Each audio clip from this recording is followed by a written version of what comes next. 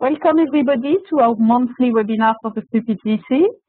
And today I'm delighted to have Jenny Kennard talk to us. Before I start, I'm going to say a few words about the FreePGC and a bit of the practicalities of WebEx. So the FreePGC is a voluntary organization whose aim is basically to spread the word about the free principle worldwide. And that's done via podcasts, those webinars, articles, video on the website, and a lot of other resources, basically. Also, for practicalities, if you want to ask a question or ask something specific, there's two ways you can do that. You can either raise your hand, and you should have a little icon on the bottom right corner of the screen with the hand in it. You just click on that. Or the alternative is to send a chat. So you can send a chat to me with a question or a comment or whatever, and then we'll open up a bit later on for Q&A, and I can basically unmute you and you can ask your question directly to Jenny. So now I'd like to introduce our guest speaker today, and that's Jenny Kennard. She's a free principle facilitator based in Holstead in Essex in the UK. She has been around the principle for 9 years and has been facilitating groups and individuals with her husband Rudy for the last 7 years through their company, which is called Innate Wellbeing. 4.5 years ago, Jenny and Rudy started filming for what is now known, very well known, pre-principle movies, and I can highly recommend it. That has given them the opportunity to sit in on trainings all over the world, from business to the criminal justice system. So that website is, it's a beautiful resources about the pre-principle. There is a lot of things you can find there. So I highly recommend it. And now I would like to pass the mic to the lovely Jenny. To you, Jenny. Well, thank you. Well, it's really nice to be here, and thank you for doing this. It's great that you interview people monthly. It's a wonderful resource for people. And I love the fact people get to ask questions and it's interactive. It's kind of, when we came across this, there really wasn't very much available online to learn more. I think everyone had been so touched by the principles and gone back to their own practices, and we're doing wonderful work that you wouldn't necessarily have known it because it wasn't available. So it's kind of like our dream now, where we go on to some of the Facebook pages and we see that people are running webinars and Google Hangouts, and the community feeling, and it feels like the community getting bigger and bigger because of the media and the ease of these kind of things. So you don't have to be in the same place to do interviews anymore. It's fantastic. I've kind of been reflecting on the topic really since you asked me at different times. And I guess for me today, I was thinking about it in terms of my own personal journey to do with eating disorders and my own journey with the principles. So before coming across the principles, I struggled with eating disorders from the age of about 13, 14. And at the time I came across the principles, I was 23. And in that time, there'd been different severities. So my weight had dropped down to, I work in stone, so I don't know if that will mean much to people, to sort of under 6.5 stone. At different points, I may have been making myself sick up to 15 times a day, just again and again and again. And up until coming across the principles, I thought that my eating disorder was something that took over me. And it was an illness that I had no control over. And it was something I was going to struggle with for the rest of my life. Then I fit in on a training by mistake. My sister invited me to something. I wasn't doing anything better. And it was Dr. Roger Mills. And for 3 days, I kind of sat there. I didn't share. I just sat there and got to listen. And I opened up to the possibility that my eating disorder was a symptom. And it's a symptom of a misunderstanding within me about where my feeling came from. And not only would this be helpful for me, but it could be helpful for the world. I started to see that for me it was eating disorders, for somebody else it could be drug addiction or shopping, or there's all kinds of addictions. And my addiction was food and thinking about food and image. So in some ways, it's funny for me to talk about it in terms of the topic, because I've now started to see all of the different behaviours in society and within individuals that are unhealthy or unhelpful as all coming from the same place. So to be able to talk to people about how their feeling is being created moment to moment by their thinking, and that we have this inbuilt capacity for wisdom and common sense to guide us through our lives out of eating disorders or addictions into something new. I didn't know that there was a potential for new thought within me that could guide me away from my unhelpful ways to the life that I'm living now. And I didn't go to the course to learn about not having eating disorders anymore. I didn't go there to learn about not being shy anymore. I didn't know why I was there. My sister was going, I went along. And as a result of what I have learned, all areas of my life have become easier. And eating disorders is just one of those. Because since that course, I've never made myself sick again. I've never gone through, starving myself again. It wasn't to say that I didn't have that kind of thinking, because I can still have that kind of thinking today, 9 years on. I can still have some of the old thinking that I had that created the life that I had then. I know that, if I've eaten a huge meal, very occasionally still the thought will pop in, you should be sick. Whereas before, as a young person, as a teenager, I acted upon that. I felt compelled to do that. I didn't know that I didn't have to act upon every thought that I had. Even though I'd been living a life where I didn't act on every single thought that I had, quite naturally, so much passed through that I didn't act upon. Anything to do with food gripped me and I acted upon it. So suddenly my relationship to my own thinking about food changed.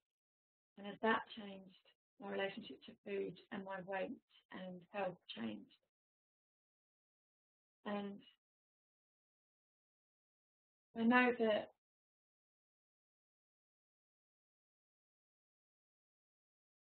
for me, struggling with what I struggled with, the amount of guilt and worry and blame that I put on myself kept me in that cycle. When we're not feeling very good, we look for something to make us feel better. And that was just something that I found that seemed to ease my feeling. So I looked for a release with the food. And as I started to see that there was nothing outside of me that I needed to be okay, I stopped looking at food as a way of getting rid of feelings that I didn't want. I started to be able to live and experience any feeling without the worry and the panic. Feelings they just weren't scary anymore. And it wasn't to say that I was always in a wonderful feeling and I always felt great. It just meant I wasn't afraid of my own experience. And that is something that throughout my life had terrified me. The feeling of being out of control, the feeling of being jealous, the feeling of being shy, the feeling of being anxious, the feeling of not fitting in, of not looking right. All of those feelings were so overwhelming to me. As I started to understand them, the nature of them, how they were being created, the weight of them got less. And it's opened me up to such wisdom and common sense. I know when I've eaten too much. I know when I need to eat. I know what kind of food is nourishing for my body, and I know what food isn't. It's realising that I can make decisions for myself, as can anyone else, surrounding food and well-being, surrounding anything in life. We've got everything we need to navigate life within us. And I didn't know that before. And for anyone, not just for young people, but to learn about where our feelings come from is a way to help alleviate suffering, whatever that may be. So today I am going to, probably more examples about eating disorders and food, but it's any form of human suffering can be alleviated through this understanding. And it's almost that we don't need to focus on whatever the problem is much of the time, because that's, again, just the content of our thinking or the symptom of our misunderstanding. As we look to who we are as human beings and how we create, it never ceases to amaze me how people self-correct. People start to live more functioning, healthy lives. And that to me is, again, it's a miracle. I'm amazed at the simplicity of this understanding, but how it can literally spread out into your life in areas you didn't even know there was uncomfortableness, areas you didn't even know where your thought created kind of dramas or storms, where it's helped my life in ways I never imagined. And not having problems with my eating anymore is just one of them.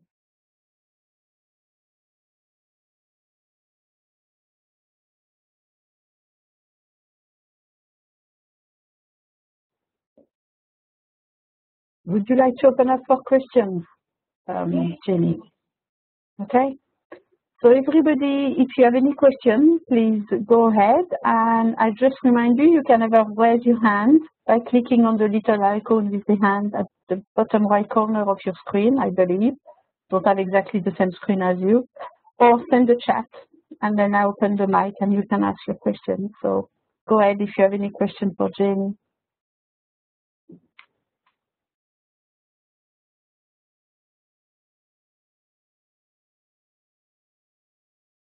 People are quiet today. That's okay, I can keep talking and talking. Yeah, we have someone with Eileen again. So I'm going to open the mic to her and let her ask the question. Eileen? Hélène? Good morning, Corinne. And good morning, Jenny. Hello. Thank you so much for sharing, Jenny. I really appreciate your perspective, and there's so much hope in what you've said, particularly the simplicity. What I was curious about was when you said that this understanding has affected you, in all different areas of your life. And you seemed, at least I had a sense in listening to you or watching you, that there were some real surprises for you in sort of the things that seemed to work out in your life, or how it affected other aspects of your life. I was wondering if you would share a little bit more about the surprises that you had with this new understanding. Yeah, no, that's a great question. Thank you. Sitting here doing a webinar with you guys, that's a surprise for me, because before my understanding of the principles, communicating with other people, talking to people I didn't know,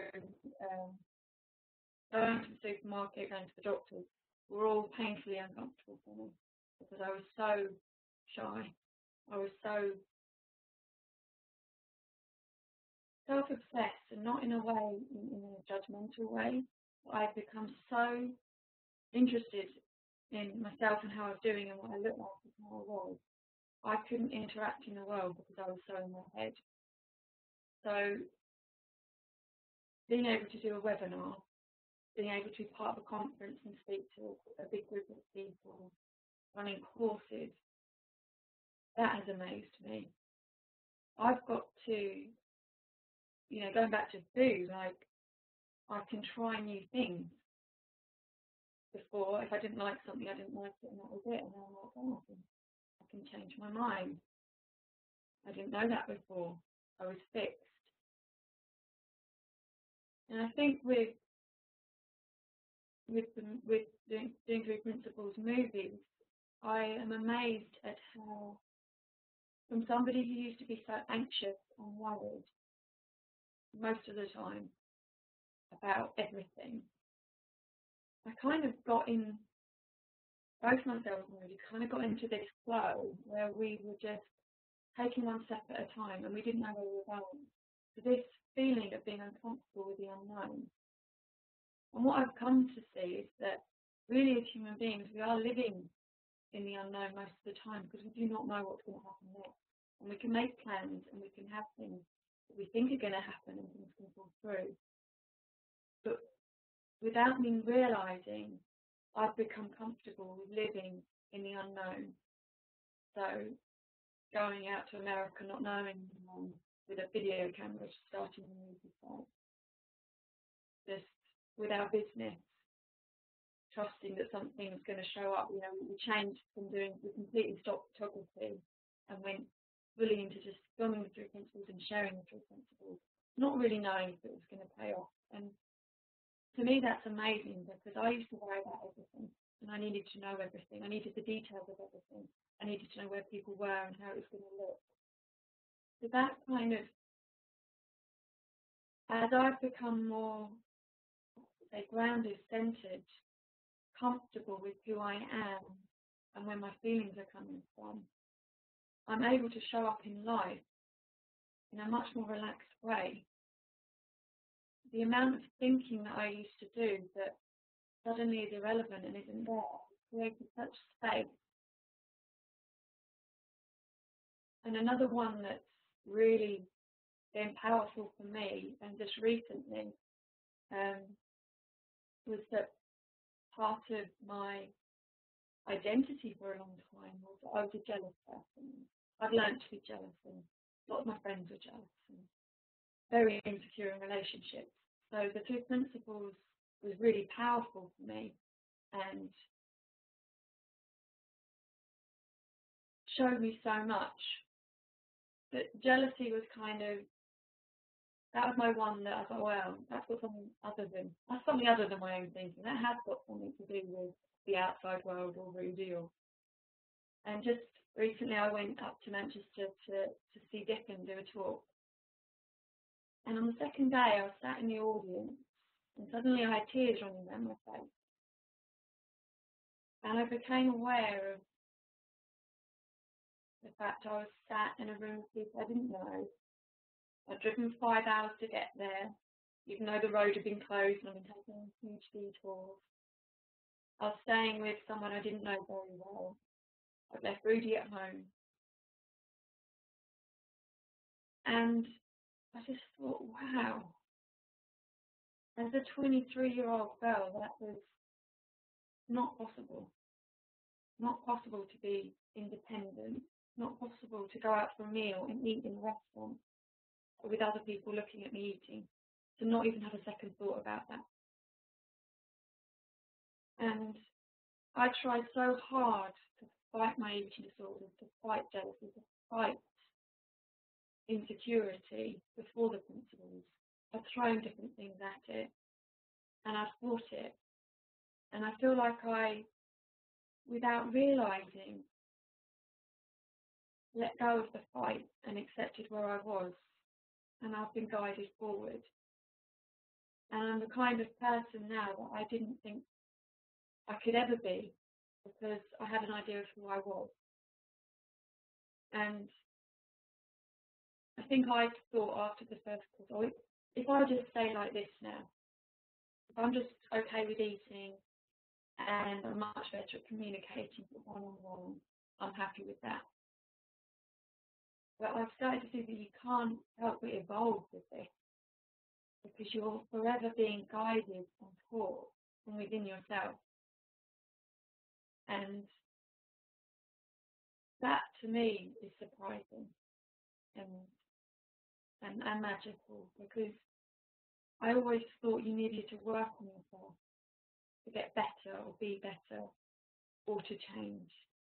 The idea that, you know, I'd gone up to Manchester and had this wonderful weekend, and it was only on reflection that I realised, you know, that wouldn't have been possible for me. Maybe even sort of 5 or 6 years ago, I probably wouldn't have done that on my own. I remember after, I think it was the conference last year, I got to speak in front of, I think there was 400 people. And beforehand, I was sat in the toilets, which is somewhere I used to spend a lot of time hiding. And I thought, if I just stay here, then they'll probably just go to the next person. I thought, oh, that's interesting. Oh, no, I'm going to go down. And I went down and I sat waiting for my turn to speak. And then I stood up and I opened my mouth and I shared. And then I sat down. And suddenly my heart started going, I just did that. And it's, as I'm not interested in, I could just hide here and someone else would speak. I'm not interested in that thinking anymore. And I didn't try to do that. I just got less interested, because I'm so interested in how I work, in how people work. I don't need to know about the content. I'm interested in how we work, how we generate experience. And as my focus has changed, my experience has changed. So that, to me, was another one of those big moments. And I'm like, look how far I've come, and it hasn't been through trying or working hard. It felt easy. And I was lucky enough to do a talk with Julian Fraser from Tikkun, and he talked about his weight loss. And he said, people don't believe me, but it's been easy. And I think he'd lost at that time 8 stone. People were like, well, you know, it must have been so hard. But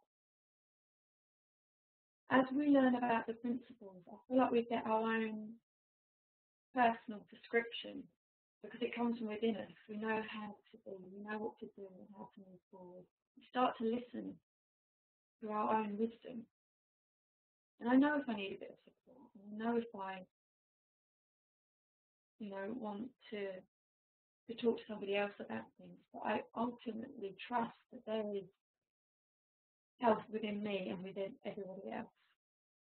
And as we look to that, we are supported and guided and helped by that.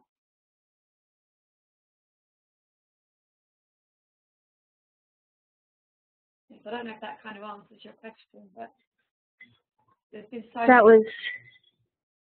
That was lovely, Jenny. Thank you so much. Listening to you, I think about my younger daughter, who I think is in a very similar place that you were 5, 6, 7 years ago. And I think part of what I'm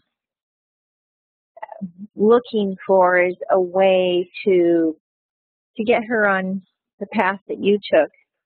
I'm clueless, to be honest with you, as to how to do it, but listening to you gives me hope that it's possible. And if you were going to talk to yourself, the person you were 6 years ago, could you give me any thoughts as to what you might say, or if you were speaking to my daughter who was in a similar situation, is there anything particular that you would say? Well, I definitely show myself a lot of love, because that's something I've done before. And I know for me on that first course, one of the takeaways was that I was okay. And I didn't know that. I felt pretty broken and messed up and confused. And I know as a young child, I was a bit upset or anxious, and my dad just freaked me out. And he knew whatever I'd been getting upset or anxious about was, it's child's play. So he had total faith that I was okay. And quite quickly I calmed down. And then as a teenager, my problems seemed to get bigger and a bit more real. And I think I felt my mum and dad and the teachers, I felt they thought I was broken. I felt they thought I needed fixing. And I really felt that. And that was quite scary for me, because I think, well, they know, that there must be something really wrong here, because they don't think I'm okay. But to just be able to have sat down with myself and just say, you're all right, actually. You've got common sense within you, and I'm here to support you. And to be told that just because this is how I've lived so far, it doesn't mean that that's all that's possible for me. But there is new ways to think about life, myself, everything, that doesn't come with that same feeling. And the other thing that was spoken about in that first course, which I really heard, was that Roger spoke about self-esteem doesn't really exist. It's just a concept, an idea. It's a collection of thoughts. Whether you think you've got high self-esteem or low self-esteem, it was just made up. So I was thinking, no, I've got low self-esteem. That's my problem. I've always struggled with low self-esteem. So to hear someone just say that what we make up about ourselves, whether it be around food or insecurity or jealousy, is just thought. And it was said in such a way that it wasn't dismissive. It wasn't saying I wasn't suffering, but it was said with such certainty that I heard something. And what I love about the principles is that sometimes such a little thing can change so much. And no one spoke about eating disorders or jealousy on the course. But from what I heard from within me was that we all have this knowledge within us inbuilt, and that I can rely upon that. And I still asked for support after that first course, even though I'd been changing. I wanted to have weekly contact with the three principles. We had this wonderful group of people who were all learning about the principles that used to meet up once a week and have a shared meal and offer support. And for me at the time, that was really helpful, because sometimes I would get really lost again in my own thinking, and I've had quite a week of battling with myself. And then to be with a group of people that would just remind me again, oh, I'm caught up again. I've lost sight of who I truly am, of where my feelings actually come from. I guess it gives you that hope, whereas before coming across the three principles, there was no hope, because I thought I was stuck with what I've got in life and who I've been so far, and I thought I was defined by my past. But to know that we all have the ability to show up new, to think again, to change our mind, that in itself was so powerful. It just it's almost like you just have to have a little glimpse of this, and it will help you. And I know that other people knowing that I was okay, and knowing it beyond what I was presenting, comforted me. Because I guess we look to others sometimes when we're struggling for reassurance. And you know if someone is kind of really worried about you and anxious about you, or whether they can just see you're caught up for a moment in your thinking. But that would be, for me now, to speak to the younger self. I would know that I was okay. I was just caught up in my thinking. Because to look back, even before the principles, the amount of time wisdom has been at play in my life. It wasn't like I suddenly came across the principles and I had access to it. I started to see where wisdom had been at play throughout all of my life. And actually, every time my weight got a bit too low and it started getting, I think this could be a bit dangerous, I'd start eating again. I'd get my weight back up. And at the time, I saw that as failure, because that wasn't what you did if you had eating disorders. I saw it as failure. But looking back, I'm like, wow, what wisdom! And I listened to that, and I'd be able to point out myself the amount of times I really did listen to my intuition. I really did think again. I really did make good decisions. So I think there's always somewhere in your life where you'll be seeing it and doing quite well. And to be able to point that out, rather than focusing on the fact that I was struggling in that area, you can start to see that people are already living through the experience of the principles, whether they're enjoying their life or not. And there's always a way in to connect with people, because it's just so simple and hopeful. And to know that, as a facilitator, as a parent, as a work colleague, as we settle down ourselves, we know how to talk to others. So as we settle down and understand this for ourselves, we know how to show up and talk to other people and be in service for them. And that is it's so much more powerful than, my mum had read all the books and she tried to give me such good advice. Like, bless her. Like, we were fantastic friends. She's like my best friend now. But she was so worried that she was giving me advice. She goes, here. What I realised, and what she'd realised, is she wasn't really ignoring her gut instinct. She kind of knew how to communicate with me beyond the fear and the worry. But she was kind of listening to other people and throwing everything she had at me. And she said, I knew long before you told us about your eating disorders that there was something going on. But because you said you were okay, I just ignored it.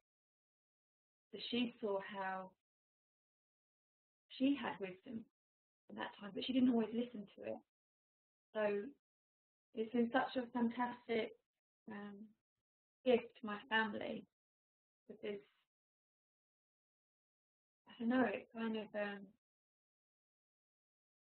my mum and dad initially thought I'd joined some crazy cult, because to go from who I was to then 3 days later coming back, and I was very different.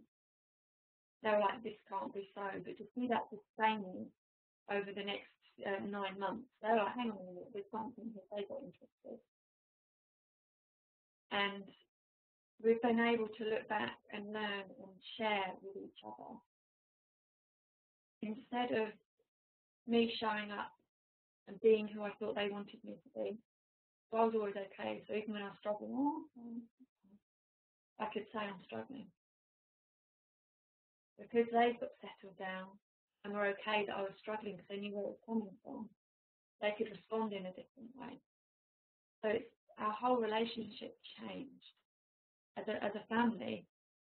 And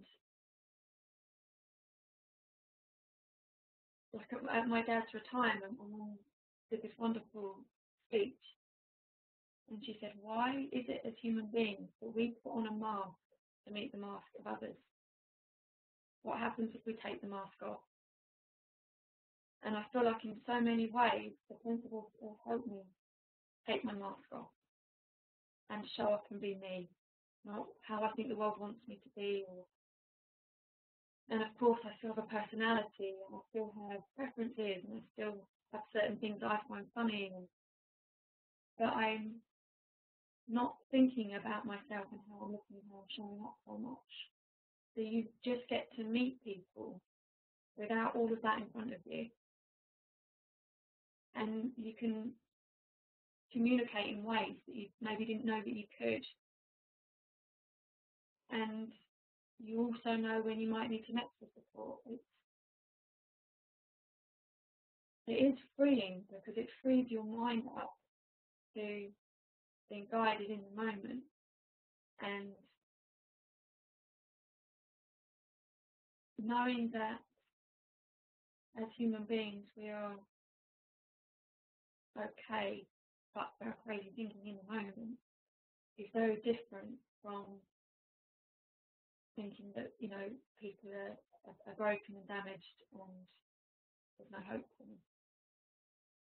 So just hearing you say that it's hopeful, I think that in itself to me is fantastic, because that's the feeling you bring to conversations then, a feeling of hopefulness. And I know that to be able to have seen the principles in action within the homeless shelters, within the prisons, within addiction, within mental health, the power of it within any field, you can't help but bring that hopefulness to each person, because you see that the potential for health is there. And just seeing that potential, again, the person you're with will sense that. And that's all we can do for other people, is to see who we are and bring to it what we bring to it. I don't know if that's helpful, but that's kind of what occurred to me when you asked that. Quite long-winded. Thanks, Jenny. That I just can't even tell you the wonderful feeling that I have listening to you. So I'm just hopefully can share this feeling with my daughter. I think it's great. Thank you so much. And also, like, if you wanted to email, or she wanted to email me. Like, I love talking to young people, so it's always,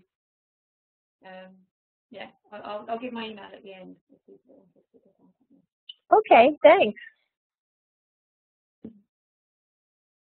Thank you, Jenny. We have another question from Rosie. I'm going to read it though, because I think she doesn't have a mic, or she can't ask. So I will read it. She asked, what particular insights made such a difference for you in terms of your recovery? Wow.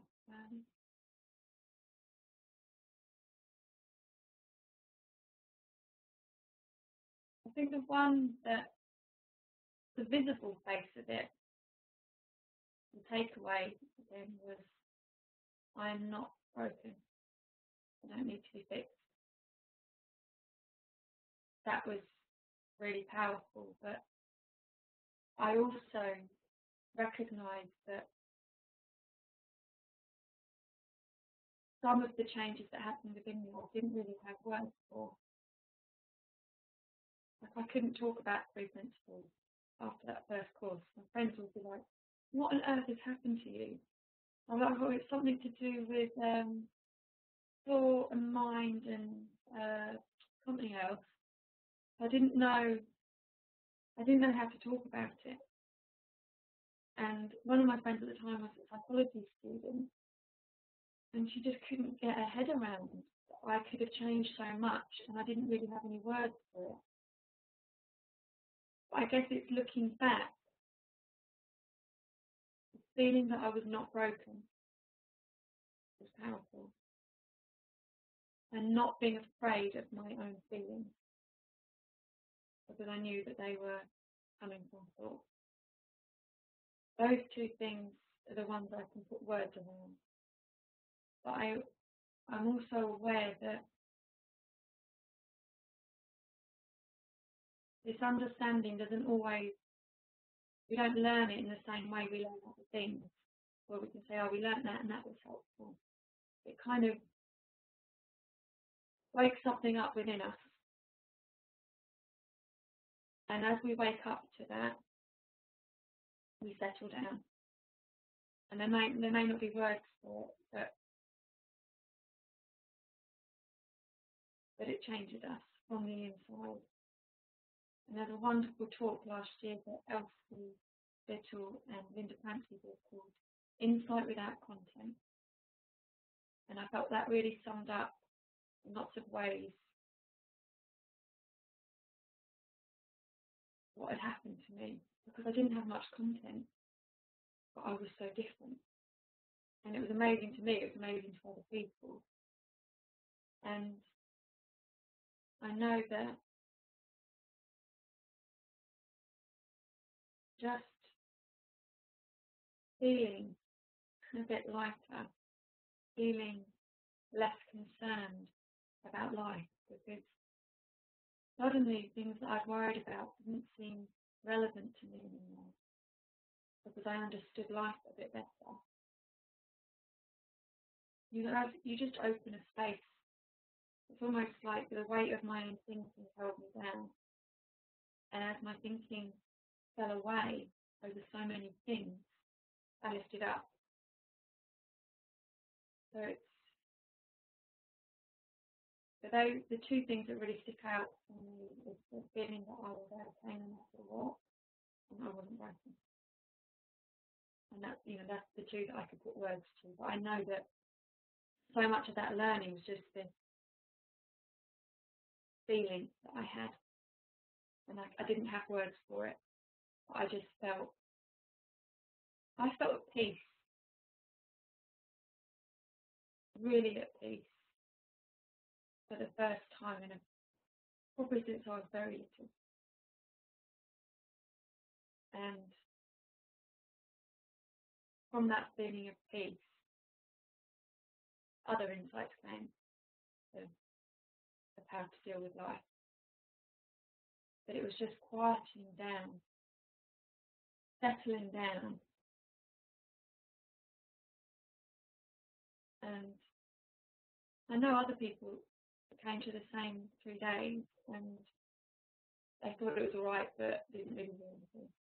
Other people who didn't really go with any issue, just felt, oh, it was a really nice 2 days. I know that it wasn't in the words of the teaching necessarily, it was a fantastic course. But if we could just use words to change people, we could just give them all a missing link and say, here you go. And they could read it and they'd get better. But it's a learning from within. And what I heard was from within me, within my own soul, heart, whatever word you want to call it.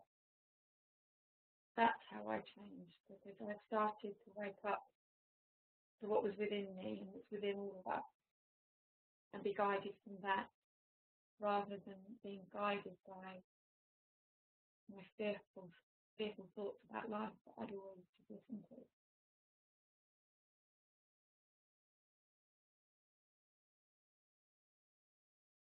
Thank you, Jenny. Anybody else have questions? Go ahead, raise your hand, send a chat, whichever you prefer. I think, Jenny, everybody is in a very nice place, in a nice feeling. I know I am. I am in a very nice feeling. So, everybody's quite quiet. Anybody for a question? Would you like to add anything, Jenny? Oh, hold on. Patrick asked, can you speak a little about self-image? About? Self-image. I can. Self-image was very, very important to me for a very long time. Like, I can look back to being, I think I was 3 or 4, and I didn't want to go to ballet classes anymore because I thought I looked fat. So I was very into what I looked like at a very young age, and I was a really tiny. I look at photos, I was like a little. My mum and dad used to call me like a little pixie. I was tiny, but my image of myself was I was too big. And I had my best friend was my cousin at the time, and she was even tinier. So in my head, that was right, and I was wrong. And again, with the principles, I was just sat on that course, and I just thought, maybe how I see myself isn't how others see me.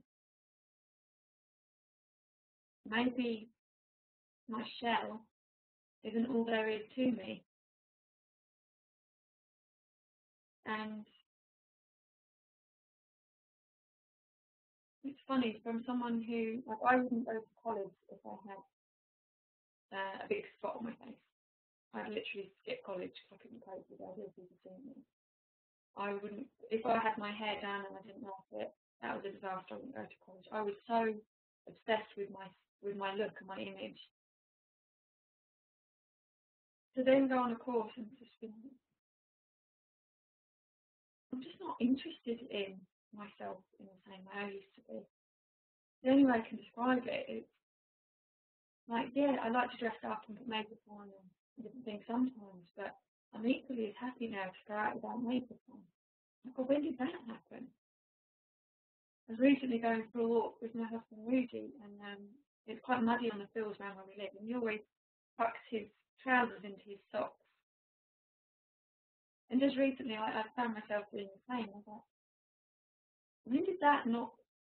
To me, when he used to do it, I was mortified and embarrassed for him, for his self-image.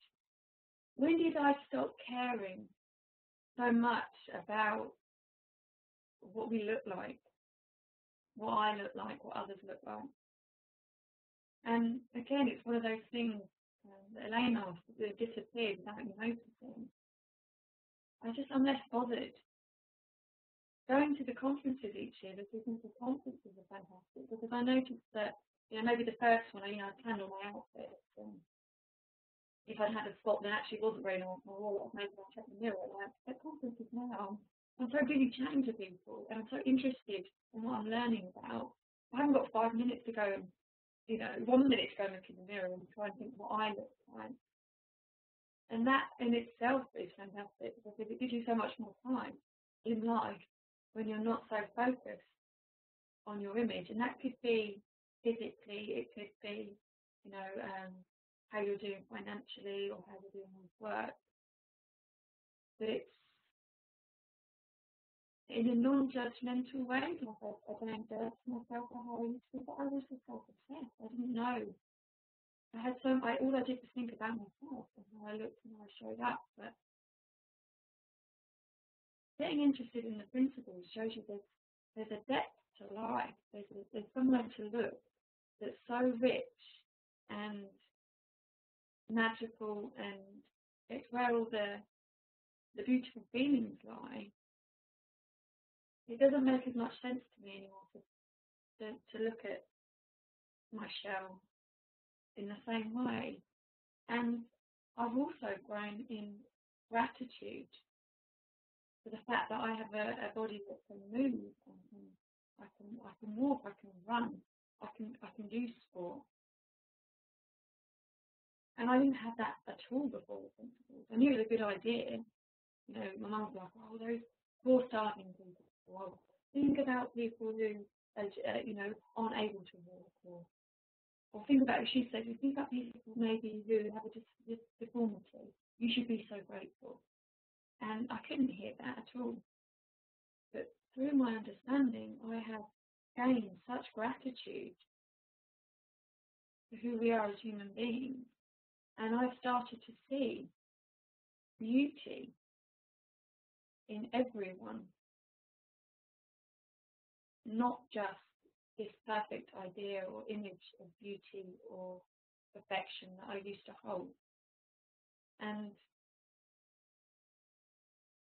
you start to see that there's something within all of us that's the same.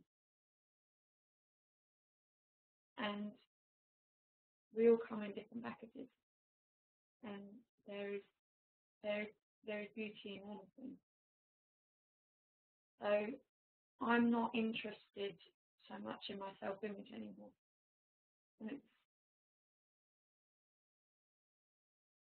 And that hasn't been a doing either. That's just something that's naturally fallen away as I've got less interested in it. I don't know if that speaks to your question, but that's kind of what I see about self-image at the moment. Thank you, Jenny. We have Diana would like to ask you a question, so I'm going to open the mic for her. Okay, Diana. It's Hi, all you. can you hear me? Yes, we can. Okay. Hi, Jenny. Hi. My question requires me to say a little bit about my past, and I know that those three principles isn't really interested in the past, but I just feel a need to say it. Is that okay? Yeah, of course. Okay. When I was younger, I was very overweight, and my father would embarrass me in public because of it, and say, you shouldn't eat that, you shouldn't be eating that, and reprimand me often for it. And I know, according to the principles, that is just a memory carried through time.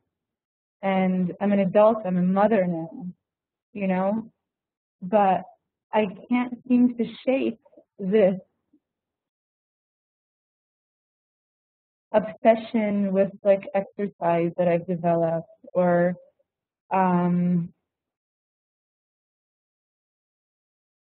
just this feeling that I need to be thin, and I need to look good, and there's no option of being overweight. Like, that's just not an option.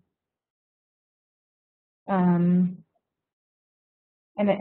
you know, binging, there are moments that I binge. It's like, this has been, you know, going on for years, and I suffer from this, like, in silence completely. And I just want to know, like, what can I do? Thank you for being so open and sharing that. It's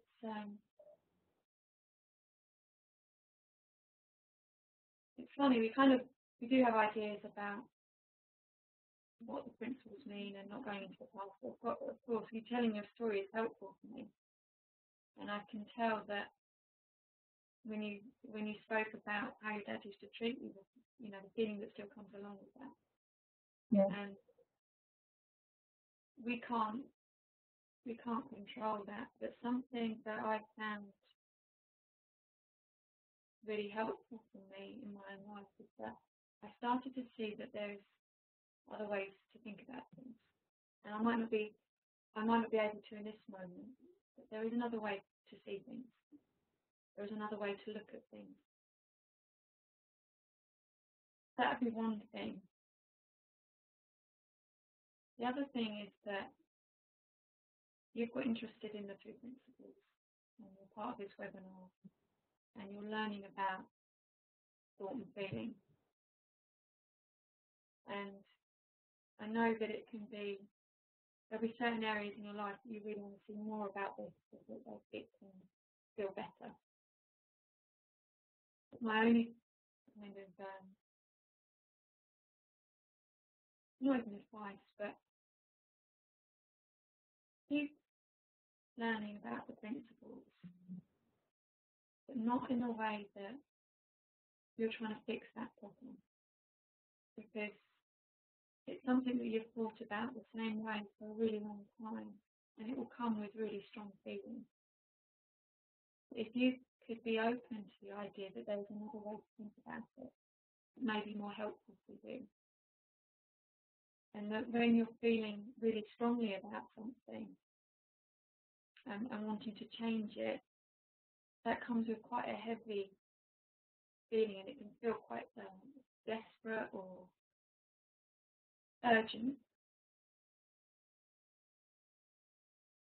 But it sounds like, you know, as a youngster, you know, you did struggle with eating, and exercise can be such a wonderful thing. But it feels like at the moment it's an obsession. It feels to you. I think that's the word that you use. I also know that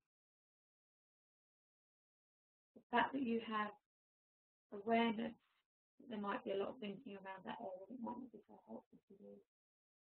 That's a wonderful thing. You have some consciousness around that. And that in itself is an indicator that you're starting to look within yourself and know that there's another way to have more ease in your life and to have less thinking around that area. And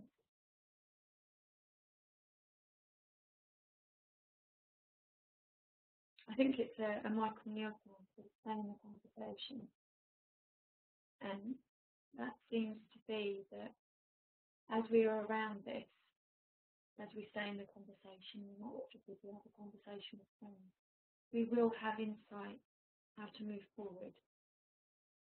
But I know that my eating disorder was my obsession, and I wanted to change it so badly.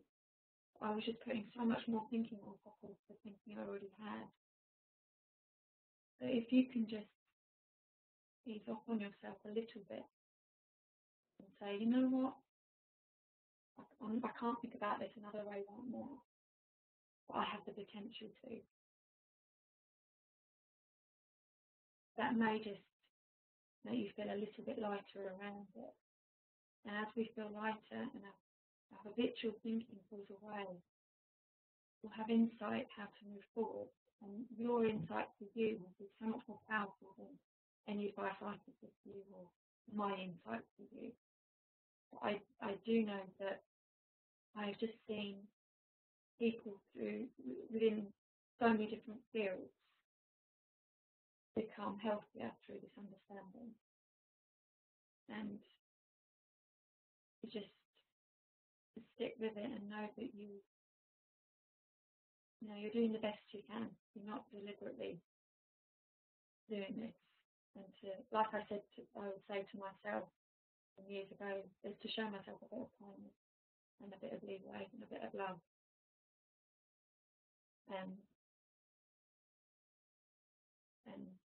another thing that was powerful for me, that people that said things to me and bullied me at secondary school, I started to see how they were living in the experience of their things, and they were doing the best they could.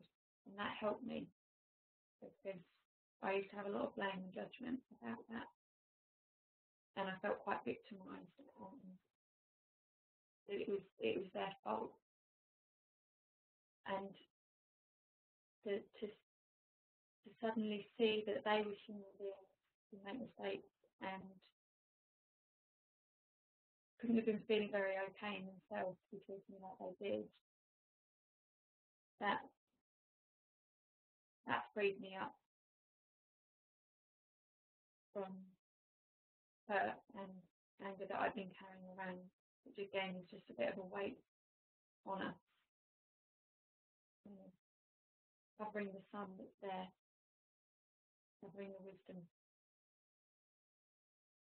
I don't know if that's helpful, but that's kind of what comes to mind with your question. Very, thank you. Thank you for asking.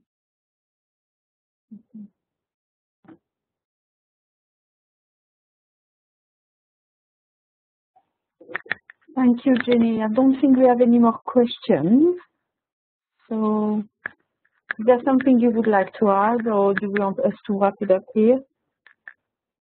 I just want to say thank you. It's whenever I've been doing webinars and different things and courses, and I used to think about it a lot and worry about it beforehand. Still do the things, but this has been the least amount of thinking around doing a webinar or something that I've ever had. And again, that's just something that's happening to me without me even realising. So just oh yeah, I'm doing a webinar. So that in itself is before. It's just seeing that I'm evolving and I'm changing and worrying less and being in life more. And it hasn't been hard. It hasn't been through working on myself. It's come from me getting really interested in this principles because there is so much to be seen, and I know it's a life journey, and I feel like there's such a student to this. I know that I share and call myself a facilitator, but I'm such a student to this, as we all are. It's really grateful for you to give me the opportunity to share and to suddenly be aware that I'm not nervous. That's fantastic. So thank you. Well, thank you, Jenny. Thank you to you. It was really a beautiful webinar. Thank you so much. I'm sure everybody will agree with me. So we all send you a big thank you and lots of love. Thank you, Jenny. Bye-bye. And I hope to see most of you next month with Jack Spronsky next month. So, thank you, Jenny. Bye-bye. Bye. Bye.